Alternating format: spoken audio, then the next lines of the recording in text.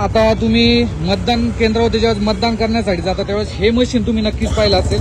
तर मी पिंपरी चिंचवडमध्ये आहे आणि इथे जे इलेक्शन कमिशन आहे त्यांनी ना इथे एक मशीन डेमो म्हणून लावलेले आहे. आता इथून पुढे ज्या पण निवडणुका होतील त्या ठिकाणी हे एक मशीन असणारच आहे, जिथे आपण उमेदवाराचं नाव असतं, त्यानंतर इथे चिन्ह असतं आणि त्याच्या पुढे आपल्याला बटन म्हणजे त्याला मतदान करायचं असतं. त्यानंतर हे नवीन जे मशीन आहे ते ऍड झालेले आहेत. तर संजीव सर आहेत, तर ते आपल्याला आता हे नवीन मशीन काय याच्याबद्दल सांगतील. हा ऍक्च्युअली आपण वोटिंग मशीन हा डेमो आहे. जेव्हा तुम्ही वोटिंगला जाणार आहे त्यावेळेस त्या बूथमध्ये ह्या 2 मशीन असतात.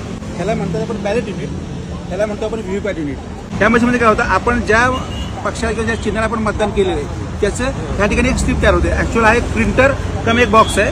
मतदार जे आहेत त्यांना आपण केलं मतदान बरोबर झालंय का, त्याच पक्षाला किंवा त्याच चिन्हाला झालंय का हे त्या मशीनमुळे क्लिअर होतं. तर समजा मी हे 7 नंबरला जे जी आहे आणि त्यांचं हे चिन्ह आहे, समजा इथं जर प्रेस केलं ओके, तर अशा पद्धतीनं एक स्लिप तयार होणार. ओके, ती स्लिप तुम्हाला 7 सेकंद थांबणार बघण्यासाठी. बरोबर, 7 सेकंद झाले ती स्लिप कट होते आणि खाली एक बॉक्स आहे, बॅलेट बॉक्स एक बॉक्स आहे, त्या बॉक्समध्ये जमा होते. जेणेकरून आपल्याला ह्या ज्या स्लिप आहेत ह्या स्लिप आपण काउंटिंगच्या वेळेस ह्यातल्या स्लिप आणि ह्या मशीनमधल्या वोट्स हे आपल्याला टॅली करतात. सो हे नवीन मशीन आलेलं आहे. सो नेक्स्ट आता जे आपण निवडणुका होतील त्या ठिकाणी तुम्हाला हे नवीन मशीन नक्कीच पाहायला भेटेल. सो ही काय नवीन माहिती होती. धन्यवाद सर.